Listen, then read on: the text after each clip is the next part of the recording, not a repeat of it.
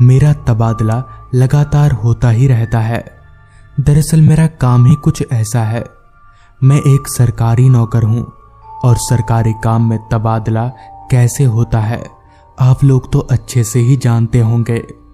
इस बार भी मेरा तबादला बटुकपुर गांव में हुआ है। गांव कैसा है, क्या क्या सुविधाएं हैं, मैं कुछ नहीं जानता क्योंकि मैं वहां पहली बार जा रहा हूं। कंपनी की तरफ से रहने को एक घर मिला है, मगर फिर भी मैं अभी अकेले ही वहां जा रहा हूं। 2-4 दिन रहकर देखूंगा, अगर अच्छा लगे तो घर वालों को बुला लूंगा। गांव के तंग रास्तों से होकर चल रही मेरी कार धीरे धीरे आगे बढ़े जा रही थी। दोपहर का समय था और करीब करीब शाम होने को था। उबड़ खाबड़ रास्तों के कारण मैं कार के अंदर सही से टिककर बैठ नहीं पा रहा था। कुछ देर यूं ही चलते रहने के बाद मैं और मेरी कार बटुकपुर गांव पहुंचे। अब तक पूरी तरह से शाम हो चुकी थी। मैं ठीक उस घर के बाहर खड़ा था। हालांकि घर ज्यादा बड़ा नहीं था, मगर ठीक ठाक ही था। थोड़ा पुराना सा लग जरूर रहा था, मगर थोड़ी साफ सफाई कर देने पर सही हो जाएगा। यही सोचकर मैं घर के दरवाजे की तरफ जाने लगा। घर की चाबी मेरे पास ही थी। मैंने घर का ताला खोला और अंदर दाखिल हो गया। अंदर चारों तरफ पूरा अंधेरा पसरा हुआ था। पहले तो मैंने अपने फोन की फ्लैशलाइट ऑन करी और घर का मेन स्विच उठाया, जिससे घर की सारी लाइटें जल उठी। मुझे अब तक काफी भूख भी लग चुकी थी, मगर यहाँ खाने को क्या ही मिलेगा। ऊपर से जिस जगह पर वो घर था वहां आसपास ना तो कोई दुकान था और ना ही कोई दूसरा घर नजर आ रहा था।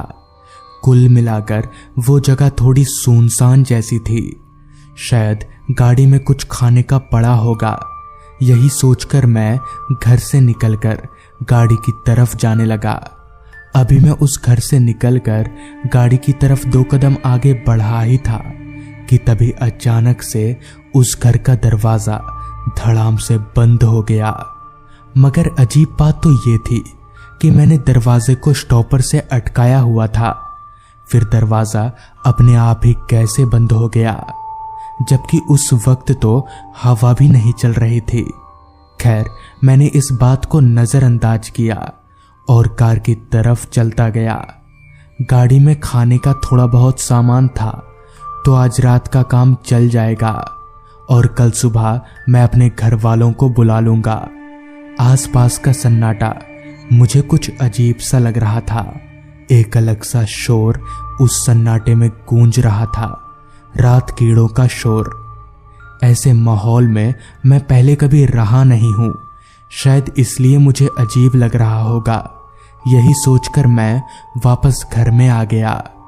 ठंड का मौसम था, जिस वजह से जैसे जैसे रात बढ़ती जा रही थी वैसे वैसे ठंड भी अपना रंग दिखाना चालू कर रही थी। जैसा कि आजू बाजू ज्यादा घर और मकान नहीं थे, तो इसलिए ठंड भी और ज्यादा लग रही थी। मैंने घर वालों को फोन करके सारी बात बता दी कि यहाँ का माहौल क्या है, कैसा है। कुछ ही घंटों में रात हो गई। मेरे शरीर में अब इतनी हिम्मत नहीं बची थी कि मैं पूरा घर साफ कर सकूं, इसलिए मैं बस एक पलंग साफ करके उसी पर लेट गया। सफर की थकान काफी ज्यादा हो गई थी, तो मेरी आंख कब लग गई मुझे कुछ ख्याल ही नहीं रहा।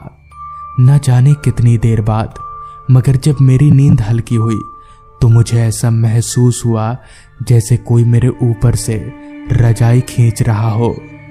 1-2 बार मैंने नींद में ही रजाई को अपनी ओर खींचा, मगर जब बावजूद इसके भी ये सिलसिला रुका नहीं तो मैं झट से उठकर बैठ गया। मगर आसपास कहीं कोई आदमी नजर नहीं आ रहा था। मेरी रजाई जमीन पर गिरी हुई थी। अब रजाई जमीन पर कैसे गई मुझे नहीं पता। उस वक्त तक भी मुझे सब कुछ ठीक ही लग रहा था, जब तक कि मैंने उस घर के दरवाजे की तरफ नहीं देखा, क्योंकि घर का दरवाजा खुला हुआ था।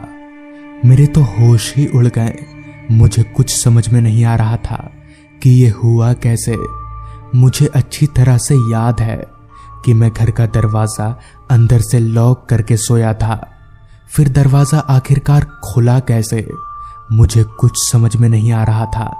खैर, मैं अपनी जगह से उठा और दरवाजा बंद करने के लिए दरवाजे की तरफ जाने लगा।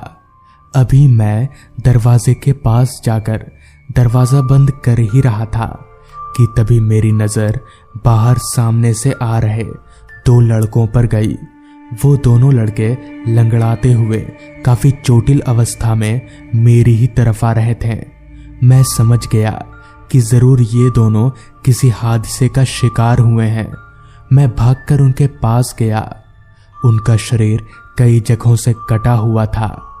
वहीं रास्ते के एक किनारे पर एक बाइक भी पड़ी हुई थी जो शायद इन्हीं लोगों की होगी। खैर, मैं उन लोगों को सहारा देकर अपने घर ले आया। दोनों की उम्र 24-25 साल के आसपास की रही होगी। मैंने उन दोनों को एक जगह पर बिठाया। उनमें से एक की हालत काफी खराब लग रही थी। उस वक्त मैं इतना घबराया हुआ था कि मुझे कुछ सूझ नहीं रहा था कि मैं क्या करूं। मैं अपने कमरे में पानी का बोतल लाने गया और सोचा क्यों ना लगे हाथों एम्बुलेंस को भी फोन कर दिया जाए, मगर बदकिस्मती से मोबाइल में उस वक्त नेटवर्क ही नहीं आ रहा था। खैर, मैं पानी का बोतल लेकर कमरे से बाहर निकला। तभी मुझे याद आया कि मेरे पास तो खुद की कार है, क्यों ना इन लोगों को मैं ही हॉस्पिटल लेकर चला जाऊं। जिसके बाद पहले तो मैंने उन लोगों को थोड़ा पानी पिलाया और जैसे तैसे उन लोगों को अपनी गाड़ी में बिठाकर हॉस्पिटल की तरफ जाने लगा। क्योंकि हॉस्पिटल किस तरफ है मुझे पता नहीं था, जिस वजह से मैं उनमें से एक लड़का जिसकी हालत थोड़ी सी सही थी, मैंने उनसे पता पूछ लिया और तेजी से कार भगाकर आगे बढ़ता रहा। तब घड़ी में यहीं कोई रात के 1:30 बज रहे होंगे। वो दोनों लड़के पीछे वाली सीट पर बैठे हुए थे और दर्द से करहा रहे थे। मैं भी गाड़ी को पूरी रफ्तार से आगे बढ़ा रहा था। अभी मैं तेजी से गाड़ी भगा ही रहा था कि तभी मेरी नजर गाड़ी के RVM यानी रियर व्यू मिरर पर गई। वहां मैंने जो देखा तो मेरे होश उड़ गए। दरअसल RVM पर मुझे पीछे वाली सीट पर कोई नजर नहीं आ रहा था। पीछे की सीट पूरी खाली थी। मगर ये कैसे हो सकता है जबकि पीछे तो वो दोनों लड़के बैठे हुए हैं। मैं पीछे पलटा तो वो दोनों लड़के चोटिल अवस्था में अब भी पीछे पड़े हुए थे। मगर जब मैंने RVM पर देखा तो मुझे वहां कोई शख्स शीशे में नजर ही नहीं आ रहा था। अब मुझे लगने लगा था कि जरूर दाल में कुछ काला है, मगर मैं उस परिस्थिति में कर भी क्या सकता था, मुझे कुछ समझ में नहीं आ रहा था। अभी मैं सुन्न सा होकर गाड़ी चला ही रहा था कि तभी अचानक से मेरे कंधे पर एक बर्फ सा ठंडा हाथ आया और साथ ही साथ पीछे से आती एक आवाज मेरे कानों में गूंज गई, तुम अच्छे आदमी हो। आवाज सुनते ही मैं तुरंत पीछे पलटा तो पीछे का नजारा देख मेरे पैरों तले की जमीन निकल गई, क्योंकि पीछे अब कोई था ही नहीं। कुछ भी मुझे सूझ नहीं रहा था, मगर मैं इतना जरूर समझ गया था कि अगर मैं जल्दी घर लौट गया तो मेरे लिए अच्छा रहेगा। लिहाजा मैंने अपना कार घुमाया और वापस घर आ गया। उस रात मैं सो नहीं पाया। अगली सुबह जब मैंने इस बात का जिक्र आसपास के लोगों से किया तो पता चला कि दरअसल कुछ साल पहले इस रास्ते पर उस घर के पास 2 बाइक सवारों का एक्सीडेंट हो गया था। वो दोनों चोटिल अवस्था में उस घर में मदद मांगने गए, मगर उस घर में रहने वाले 2 बाप बेटों ने उनकी मदद तो नहीं ही की, साथ ही में उन्हें लूटा भी, जिसके चलते उन दोनों लड़कों की जान चली गई। साथ ही लोगों ने ये भी बताया कि अगर मैं उन लोगों की मदद नहीं करता तो शायद आज मैं जिंदा ना होता। तो दोस्तों, ये थी आज की कहानी। अगर आपको ये कहानी पसंद आई हो तो चैनल को ज़रूर सब्सक्राइब कर लें।